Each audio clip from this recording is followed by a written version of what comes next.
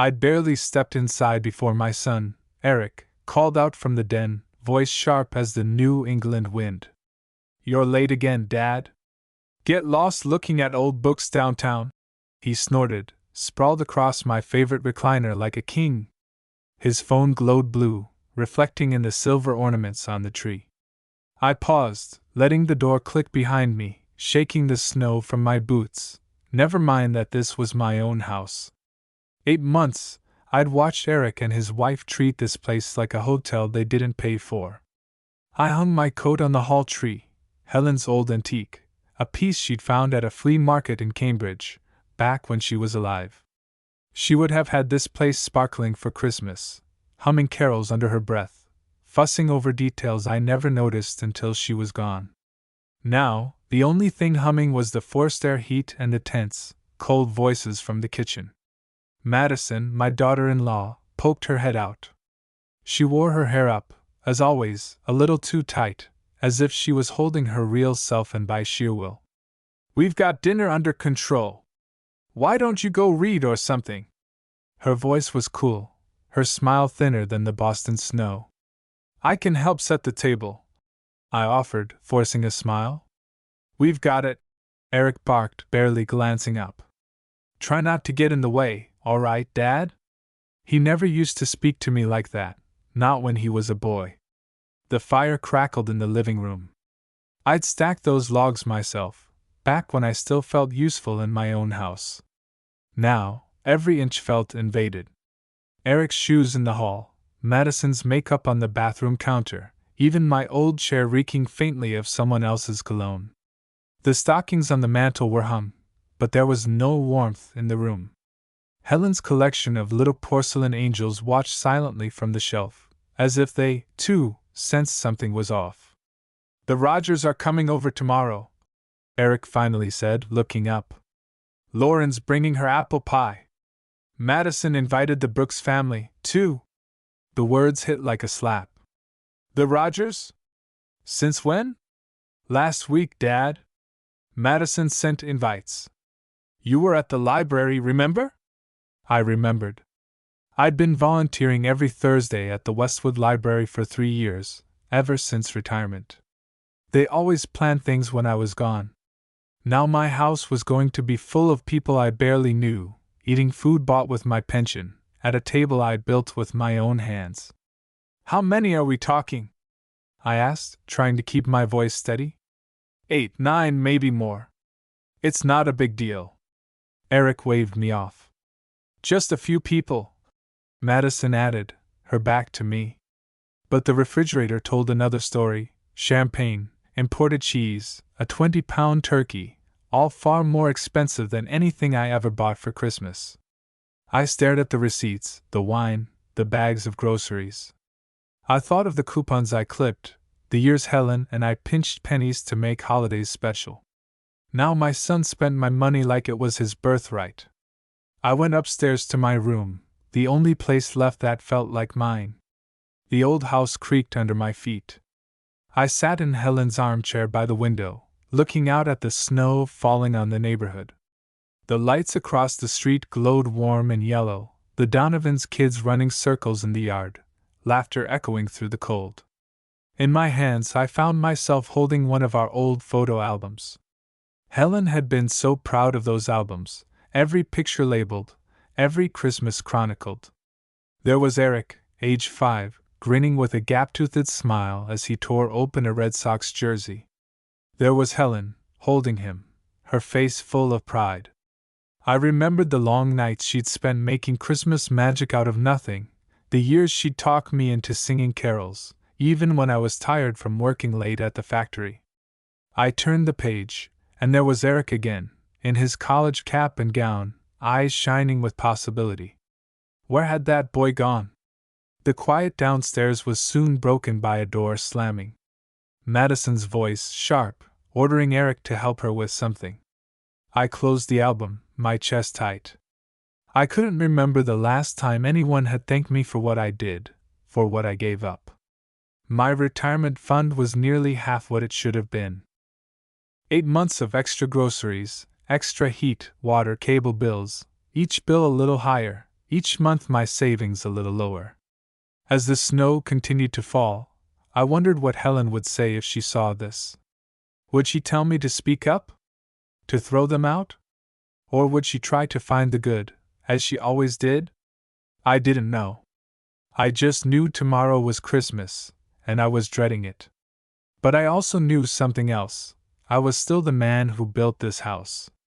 And maybe, just maybe, it was time to remind everyone who I was. Christmas morning arrived cold and bright, the Boston sky nearly white with clouds. I woke before the sun, as I always did, my old bones tuned to decades of early shifts at the factory. For a long while, I just listened to the silence, a silence that didn't last. Downstairs, I could hear Madison's voice, too loud, giving instructions over the clatter of pots and pans. Eric was nowhere in earshot. I dressed slowly, pulling on the sweater Helen knitted our last Christmas together. The scent of her perfume still clung to the wool, faint but stubborn. At the top of the stairs I paused, hands on the rail, remembering how she used to wait for me every holiday morning, a cup of coffee in her hands and that familiar, patient smile. Now, the only patience in the house was mine. In the kitchen, Madison moved with the precision of someone preparing for a cooking show, saucepans bubbling, the oven beeping. Expensive platters I didn't recognize crowded the counters. She glanced at me. "Coffee's in the pot. Try not to get underfoot, okay?" She didn't look up again. I poured myself a cup, taking the chipped mug with the old Harvard logo, my favorite. Madison gave a tiny frown at the mug, as if it didn't fit her vision of the perfect breakfast scene. I peeked into the dining room. The table was dressed like a wedding, cloth napkins, crystal glasses, silver candlesticks, Helen's best, dragged out of storage for strangers. There were 9 place settings, not 8. A small detail, but I noticed. The centerpiece, all pine cones and gold ribbon, looked like it came straight out of one of those glossy magazines Madison liked to read. I set my coffee down and straightened a fork. "Please don't touch that," Madison called from the kitchen. "I spent an hour arranging everything." So I went to the living room. My recliner was pushed against the wall, replaced by folding chairs. The Christmas tree, which I decorated myself, looked small beside the rows of seating. Eric sat on the sofa, thumbing through his phone, still in pajamas. "Morning, Dad," he said, glancing up only briefly. "Don't worry, we'll handle the guests. You can just relax." His voice had an edge, as if relaxation was an accusation. I looked at him, my only son, the boy who used to build Lego skyscrapers at my feet while I read the newspaper. Now he wouldn't meet my eye. "Who all is coming?" I asked, careful not to sound annoyed. Eric rattled off names: Lauren and Peter Rogers from his old job, their teenage son, the Brooks family from 2 blocks over, and a woman named Angela from Madison's yoga class. Plus Madison's cousin from Providence, who I'd met twice in my life. "It'll be fun," he said, but the words sounded wrong. I made my way back to the kitchen for more coffee. Madison stopped me with a look. "Remember, we want everything to be perfect for our guests. No need to talk about, old times. Let's keep it light." Her voice was pleasant, but it landed like a slap. As if my memories were an embarrassment to be hidden away. The hours dragged. The house filled with the scent of turkey and spices, but none of the joy I remembered. At 2 o'clock sharp, the doorbell started ringing. I let the guests in, one by one. Everyone greeted Madison first. They handed her bottles of wine and fancy desserts, compliments tumbling out about the decorations, the food, the beautiful old house. I hung coats, poured drinks, tried to be helpful. But as the rooms filled, I could feel my place shrinking. The guests laughed and chattered, their voices bouncing off the walls, but rarely addressed to me. Eric played host, making introductions. Madison moved between kitchen and dining room, never missing a beat. "That's my father-in-law, Jack," she'd say, as if explaining an old piece of furniture that came with the house. Dinner was called at last. Everyone filed into the dining room, taking their places. I headed for the head of the table, the seat I'd occupied every Christmas since Helen and I first bought this place. But Eric was there, blocking my way. He leaned in close, voice low enough only I could hear. "Why don't you sit at the card table in the kitchen? More room for everyone out here." His words stunned me. For a second, I thought he must be joking. But his eyes held no trace of humor. Around the table, conversation paused. All eyes were on me. "Come on, Dad," Eric said. "Don't make a scene." The humiliation burned, but I refused to let him see me break. I turned without a word and made my way back toward the kitchen, leaving my own seat, my own table, to my son and his guests. From the kitchen, I watched through the doorway as they laughed and toasted, as if nothing had happened. My house, my food, my memories, handed over as if I was just a tenant, an afterthought. I sat at the small folding table by myself, listening to the muffled laughter, feeling the weight of every sacrifice I'd ever made for Eric pressing down on my heart. The snow fell heavier outside, blanketing the world in white. I sipped my coffee, and for the first time in my life, I didn't feel like it was Christmas at all. The laughter from the dining room stung more than I'd expected. Forks clinked against plates, wine glasses chimed, and every now and then, I'd hear Madison's high-pitched laugh ringing above the rest. I tried to focus on my own plate: turkey, stuffing, mashed potatoes, though the food tasted like cardboard. I looked out the frosted kitchen window. The yard was empty, save for the fresh snow piling up on Helen's old garden bench, the one I'd built for her on our 25th anniversary. After a while, I stopped pretending to eat. Instead, I sipped coffee and listened as the stories drifted from the other room. Madison was telling everyone about their supposed hard times, how she and Eric had overcome so much to land on their feet. The irony of it made me clench my jaw. They'd landed on my feet, on my pension, in my house. Not that anyone in that room seemed to realize. "Uncle Jack, do you want some dessert?" Angela, Madison's cousin, poked her head into the kitchen. She was the only one who remembered I was there. "Madison made pecan pie and tiramisu." I forced a smile. "No, thank you, dear. I'm just finishing up here." She shrugged, a little embarrassed by the awkwardness, and retreated to the laughter. I caught my reflection in the window, a tired old man with a cup of coffee, sitting alone at the edge of his own life. They moved on to games after dinner, some kind of trivia that filled the dining room with shouts and cheers. Every so often I'd hear Eric say something like, "Dad always loses at this," as if I were part of the fun. I stayed in the kitchen, cleaning up dishes I hadn't dirted, putting away food I hadn't prepared. My hands worked automatically, my mind drifting back to other Christmases. I could almost hear Helen humming, her quiet voice blending with the old radio in the background. The guests didn't linger late. Around 9, people began bundling into coats, laughing as they slipped into boots and gloves. Madison handed out little gift bags, Eric grinned for selfies. I kept to the kitchen, wiping the same counter twice, just to have something to do. When the door finally closed on the last guest, the house grew quiet, almost peaceful. For a brief second, I hoped for a kind word, some sign of gratitude. Instead, Madison swept into the kitchen, frowning at a stray spoon. "Next time, could you please stay out of the way, Jack? You're making things more stressful for everyone." Eric appeared behind her, arms crossed, eyes hard. "You heard her, Dad. You're not pulling your weight around here. You just sit around reading old books, while we do everything." The words hit me harder than I expected. After 8 months, the truth of how they saw me was as cold as the Boston wind. "This is my house," I said, barely above a whisper. "I paid for it. Every board, every nail." Eric cut me off with a laugh.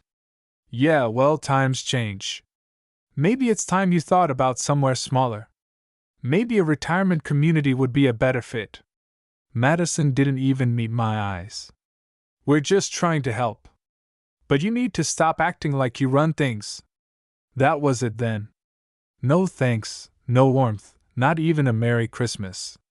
Just a warning to know my place.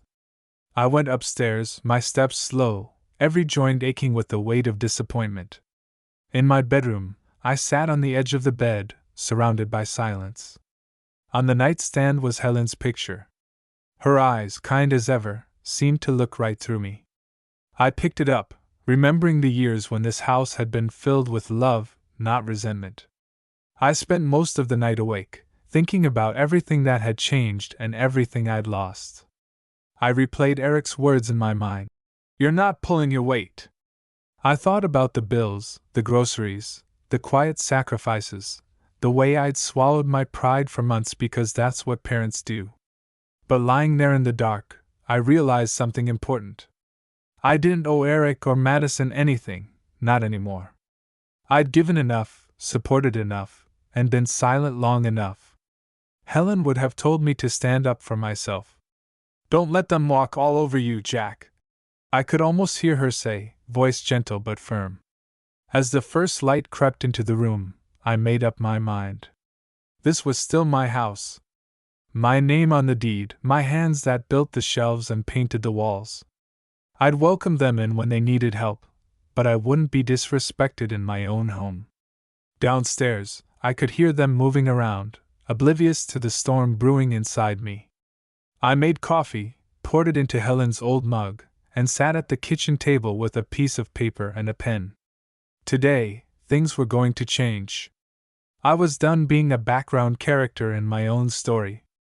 That morning, the house was quiet in the way it only gets after a storm, tense, uneasy, waiting for the next move. I sat at the kitchen table, pen in hand, paper in front of me. For the first time in months, my mind was clear.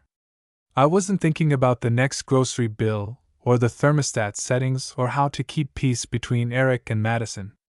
I was thinking about how to take my life back. Eric wandered into the kitchen late, still in the same worn t-shirt, rubbing sleep from his eyes. Morning, he mumbled, heading straight for the fridge. He didn't notice the sheet of paper on the table, didn't notice me watching him. I waited until he poured his orange juice and turned to leave. Eric, I said quietly, we need to talk. He froze for a second, then shrugged. Now? I'm kind of busy.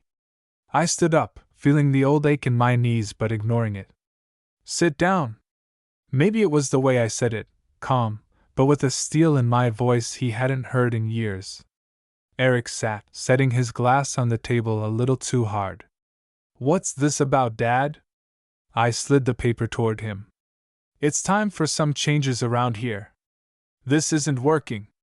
You and Madison have until Sunday to find somewhere else to live. He stared at the paper, mouth open, eyes wide. You're kicking us out? It's January. We have nowhere to go. I gave you 8 months. You said it would be a couple of weeks. I supported you when you needed it. But you don't respect me, Eric. You treat me like a guest in my own home. That ends now. His voice grew louder, indignant. Are you serious? Madison's job is just now picking up ours. I'm trying to get interviews. We're your family.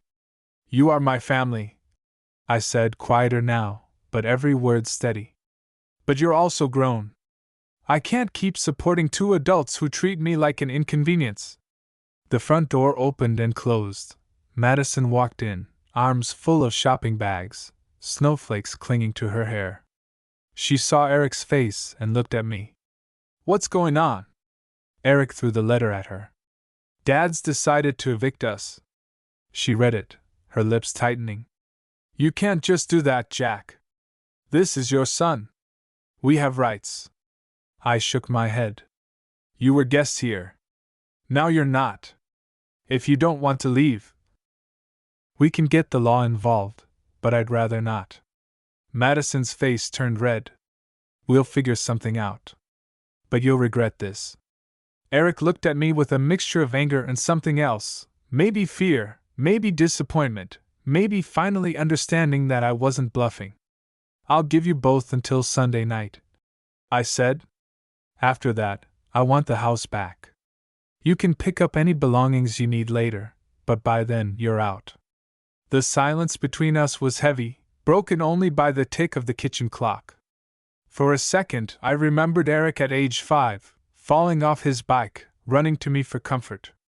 That little boy was gone, replaced by a man who didn't understand gratitude. I felt a stab of grief, but I didn't waver. They retreated upstairs, voices raised, slamming doors. I sat at the kitchen table for a long time, staring at Helen's photo, steadying myself with her memory. I felt strangely light, as if a burden had slipped off my shoulders at last. That day, I made calls, to a locksmith, to my lawyer friend Frank, to the utility companies. I explained that the other names on my accounts would be coming off soon. Frank, a soft-spoken man from my old poker group, assured me everything was legal, especially since I'd been clear, fair, and offered them time. It's your house, Jack. You did your duty as a father and then some. I even went for a walk, something I hadn't done in ages. The snow was deep and crisp, the air sharp. I strolled through the neighborhood, passing the Donovan's house, warm lights, happy laughter spilling through the windows. Mr. Donovan waved me over for a moment. "Rough holidays?" he asked gently, as if he already knew. I nodded, managing a thin smile. "Family's complicated," I said. "But sometimes enough is enough." He clapped me on the shoulder. "We all reach that point, Jack. Don't let anyone make you feel guilty for taking care of yourself." By evening, the house felt different, charged with a nervous energy. Eric and Madison barely spoke to me, sticking to their room, slamming doors, muttering on the phone to friends. I ate dinner at the kitchen table, alone, but I felt more at peace than I had in months.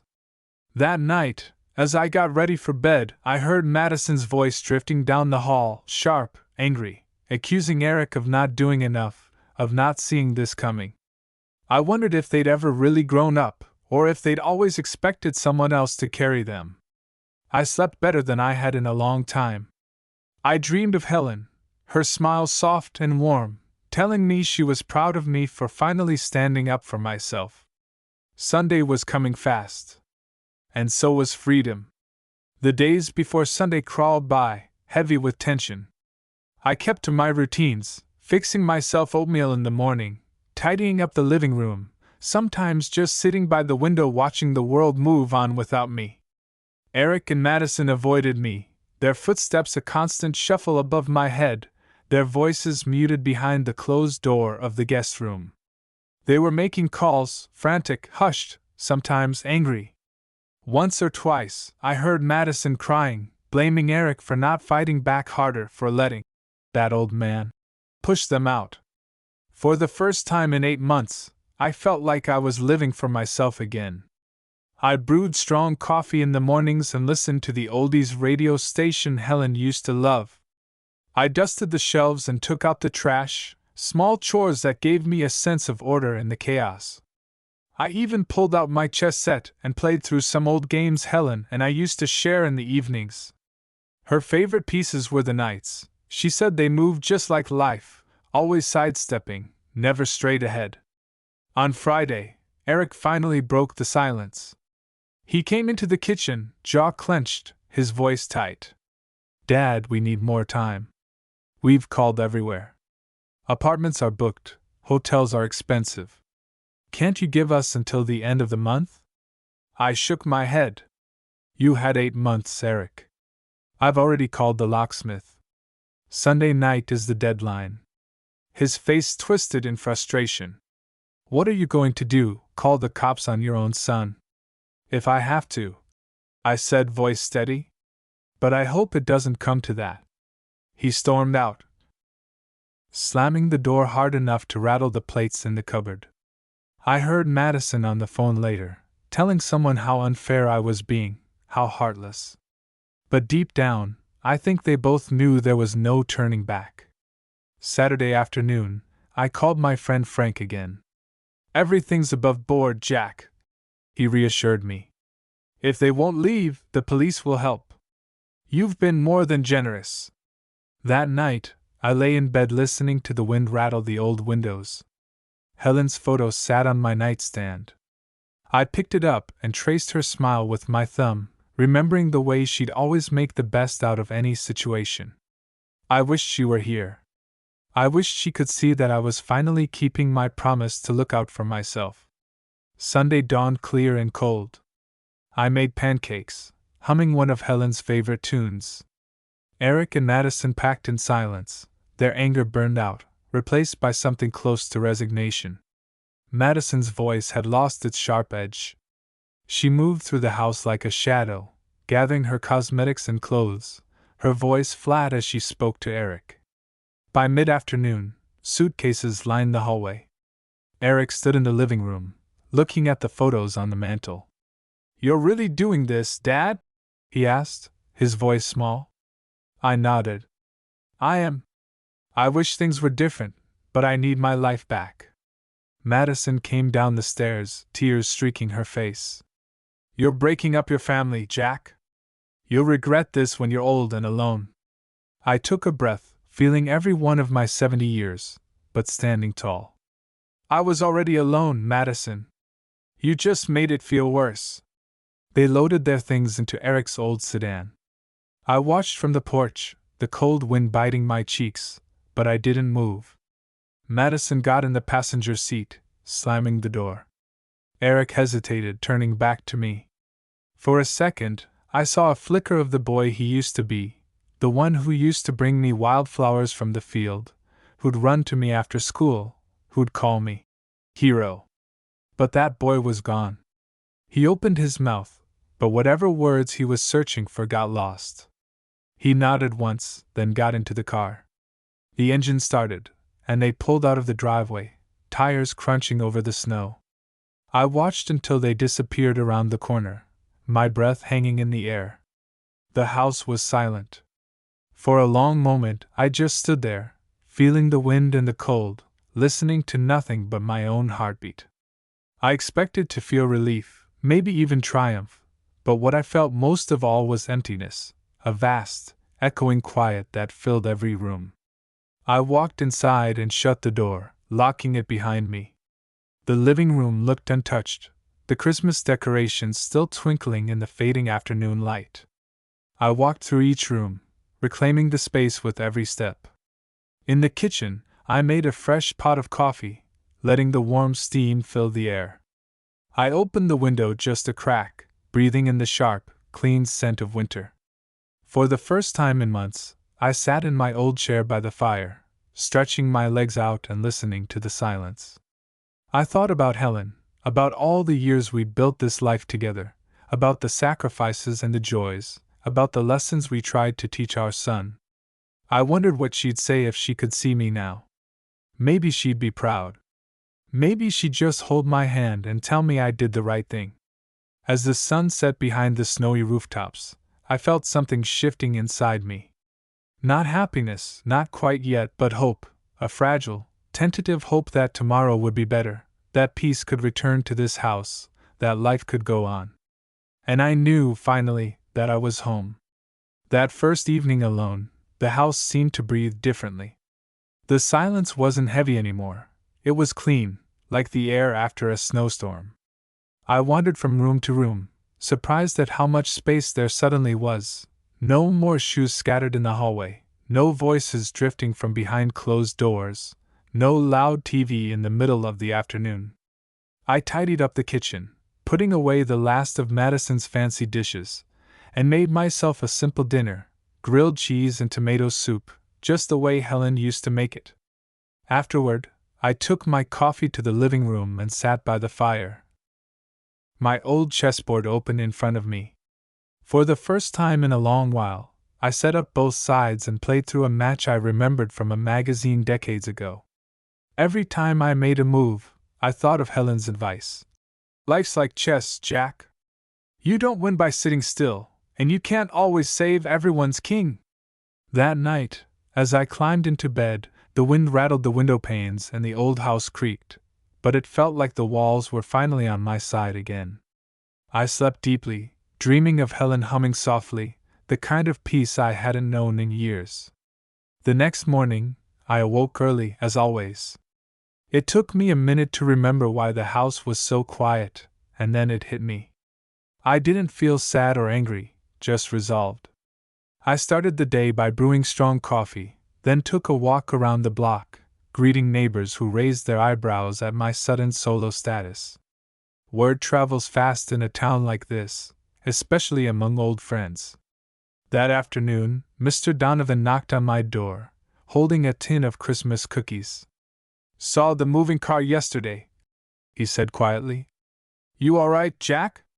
I nodded, accepting the tin with a grateful smile. "I'm all right, Tom. It was time. Should have happened sooner," he grunted, as men of our generation do when we mean more than we say. "If you need anything, you call."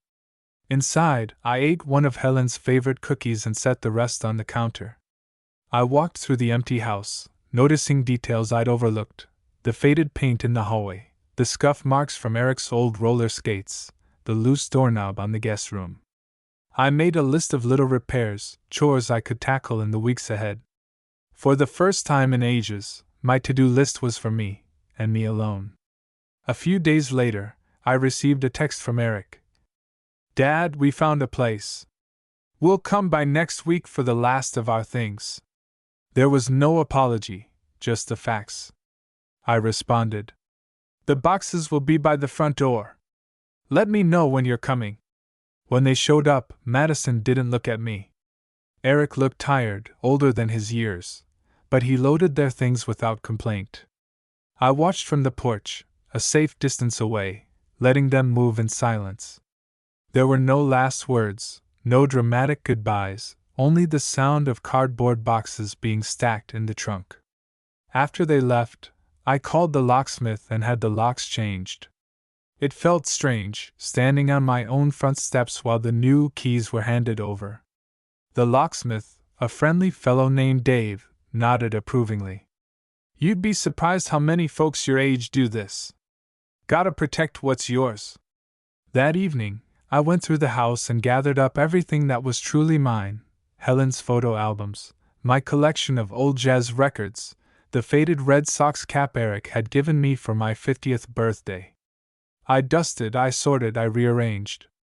For the first time in a long while, I was living in a house that felt like my own home again, not a halfway house, not a storage unit for someone else's dreams. The phone rang a few times that week, mostly friends checking in, a few distant relatives calling to offer their opinions, some supportive, some less so. But I felt no need to justify myself. I'd made my choice. I'd stood my ground, and now I was rebuilding my life one small step at a time. As New Year's Eve approached, I bought a little bottle of champagne and a steak for myself. I cooked dinner, put on one of Helen's favorite records, and toasted the quiet, the memories, and the promise of a new beginning. I thought about the years ahead, not with fear, but with a strange, stubborn hope. The snow outside sparkled in the moonlight, and for the first time in a long while, I found myself smiling, genuinely, for no reason at all. I wasn't just surviving. I was living. And the future, for the first time in years, felt wide open. The start of the new year felt like opening a fresh notebook. The house was still quiet, but now the silence was companionable, not lonely. Each day I found new routines, small pleasures: sweeping the porch, brewing coffee while watching snow fall through the kitchen window, spending an hour every evening reading in my favorite chair by the fire. Sometimes I missed the noise, the chaos of having a full house. I'd remember Christmas mornings years ago, when Eric was little and Helen was still here, when the house rang with laughter and the smell of pancakes. But the ache faded faster than I expected. The peace that settled in its place felt honest and deserved, not just a patch over old wounds. One Saturday, I found myself at the Westwood Library, shelving books for the afternoon shift. Mrs. Green, the head librarian, noticed my good mood. You seem lighter these days, Jack, she said, her smile gentle. Everything all right at home? I nodded, placing a stack of mystery novels on the shelf. Just learning to live on my own again. It's not so bad. She patted my arm. Sometimes you have to make hard choices for yourself.